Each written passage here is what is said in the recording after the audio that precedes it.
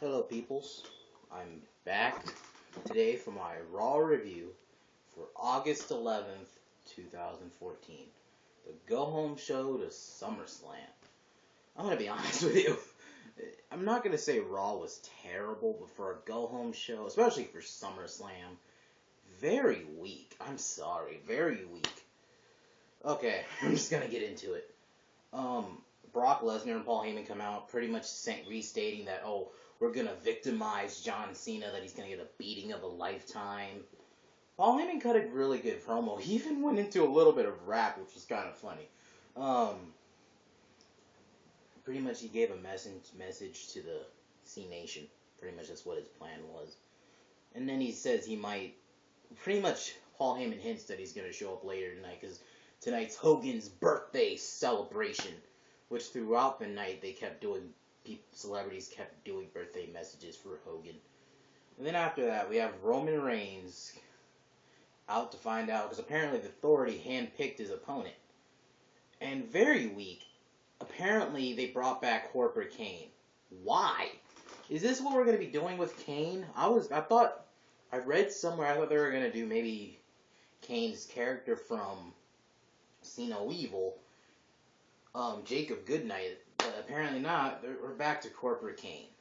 Why? So is this what Kane's gonna be doing now? He'll just unmask.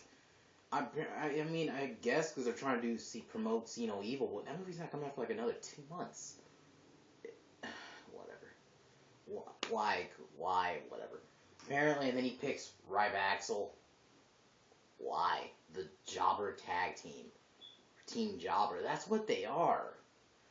Well, Reigns wins because apparently they threw him onto the ring post and the ref told him not to. And then pretty much Roman Reigns demolishes them. I'm just going to flat out say it. He does the drop kick, Superman punch, spears to both. That's pretty much the segment. And then Roman Reigns does a little Renee Young and interviews him, and he says that a viper with its teeth punched out is nothing but a worm. That's it. No fight. Whatever. Backstage, Orton and Kane talk, and Kane names Orton's opponent, Sheamus, who we haven't seen for God, it's been a while since Sheamus has really been on TV. Then we have Rollins versus RVD. Decent match. There are a few decent matches tonight. Rollins beats RVD. Cool. I mean, it was a decent match. I mean, there's really nothing after the match, though.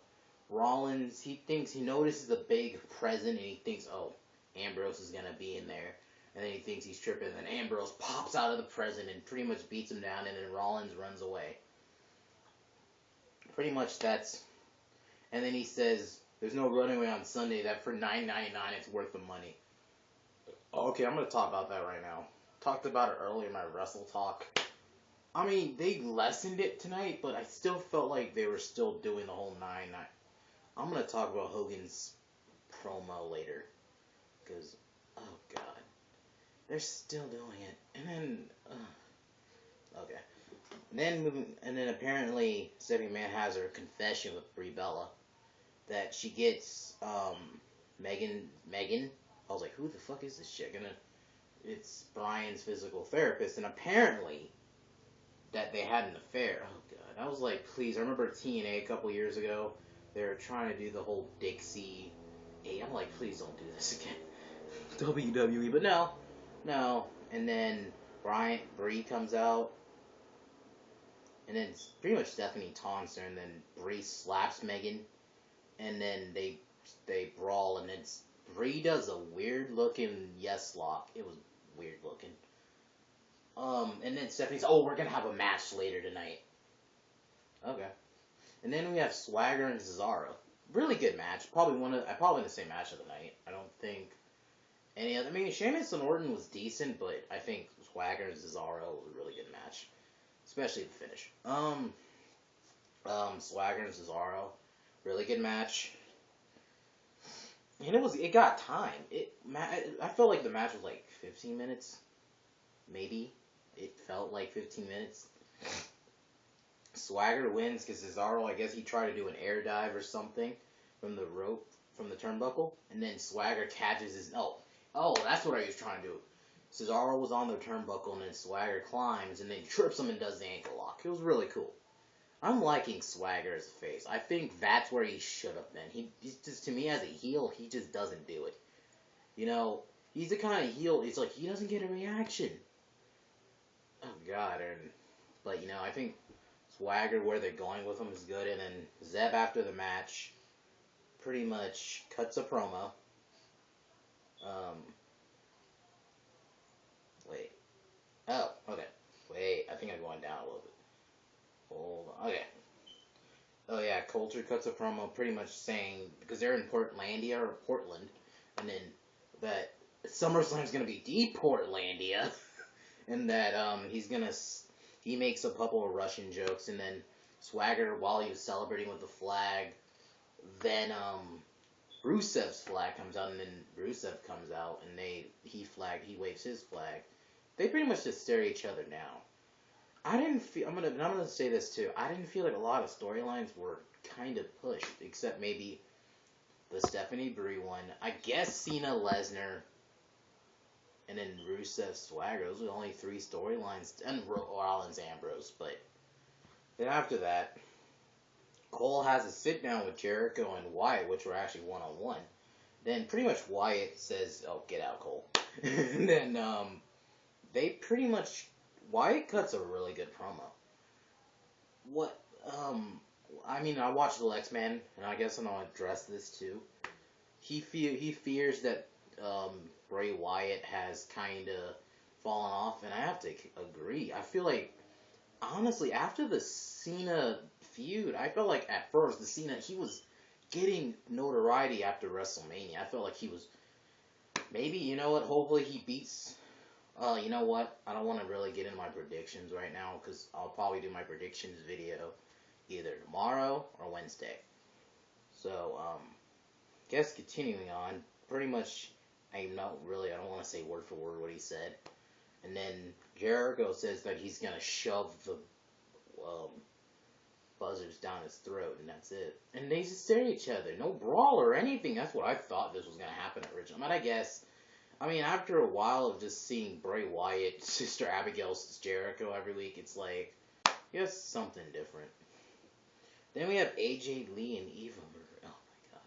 They start grappling, then Paige comes out, skips, distracts AJ, and then Eva Marie pins the Divas champion. Are you shitting me? The worst person, in my opinion, in the fucking company. She legit can't wrestle. She pins the Divas champion. I know it's for storyline purposes, but come on. Eva Marie, I mean, I would have been fine if it was like Summer Rae or Layla. It just should have been them. At least that would have made sense. I would have been fine if Summer Rae or Layla pinned AJ. Because at least Summer Rae can kind of wrestle, but Eva Marie? Are you shitting me? Whatever. And then pretty much Paige cuts a promo saying that she's going to get her title back. She says she is going to apologize about pushing her a couple of weeks ago on SmackDown.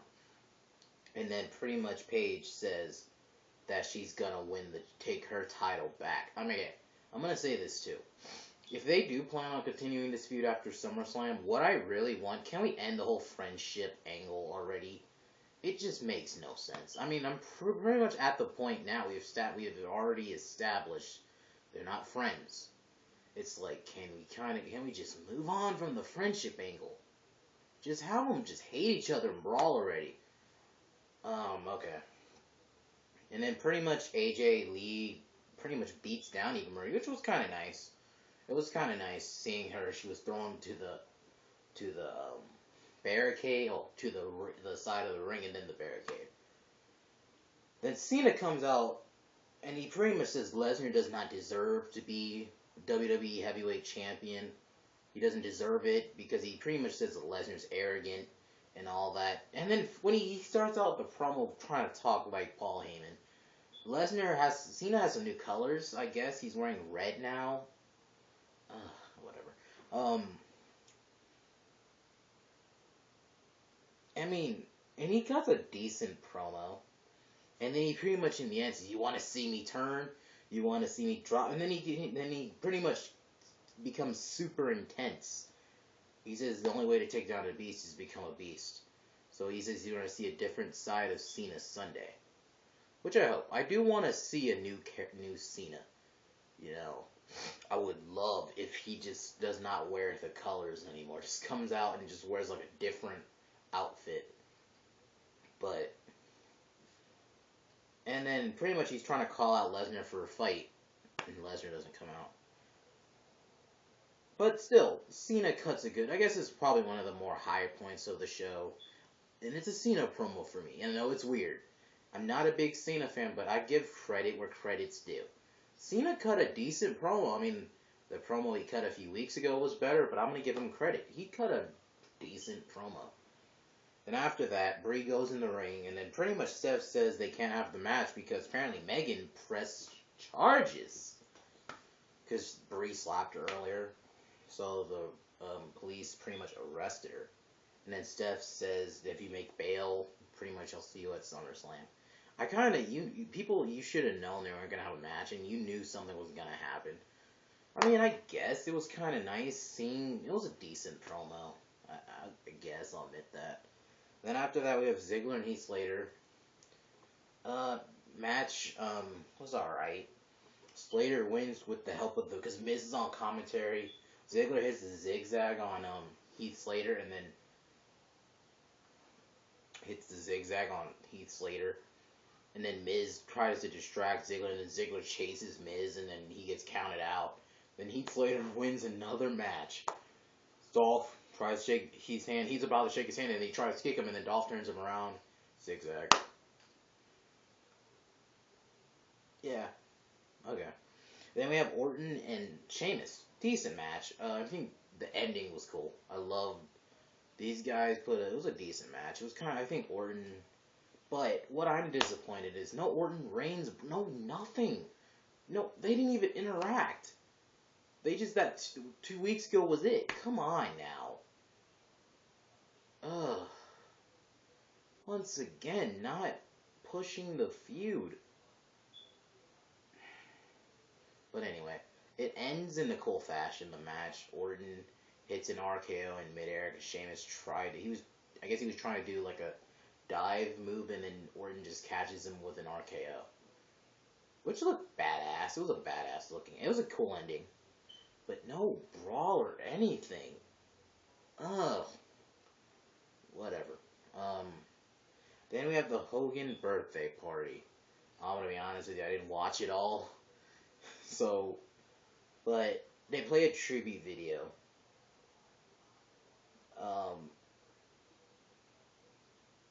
Apparently they brought off Orton. They bought out Flair.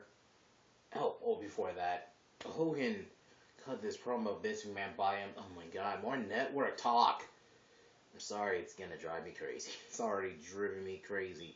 Can we just stop with the network talk, please? Please. One fucking week without talking about the network. I mean, I don't mind if you do it a couple times, but shit, doing it every match. Freaking fucking JBL with the sign, which, okay, I'm gonna get into that right now. I'm gonna digress from that's another thing, I kind of just want to address this. I used to not have a problem with JBL on commentary, but now he's just, the thing is, what I don't like, as a heel commentator, which I know you're supposed to do your job and sympathize with heels. See, with Jerry, I didn't feel like with King, it was different. I didn't feel like he did it good, but he didn't bury the faces. Which, the problem I had with Michael Cole and JBL, I mean, JBL does it to a lesser extent, but they buried the faces. I remember, I was going to call Michael Cole, but JBL, whenever Daniel Bryan wrestles, I'm not going to take away, I'm not a big Bryan fan, but I'm not going to take this away from him. He would always say, air goat, or during the Slater, after the Slater match happened, Slater was trying to kick Ziggler. He's like, Ziggler was being a poor sport. I'm like, come on, dude. Like, it just gets irritating. I honestly just think they should just get rid of the heel commentator. I feel like King was the only one that did it decently. We don't need any more heel commentators. Just stop it. There's no point anymore. Cole was enough. I mean, I guess JBL isn't that bad, but you know what? Let me get back to the show.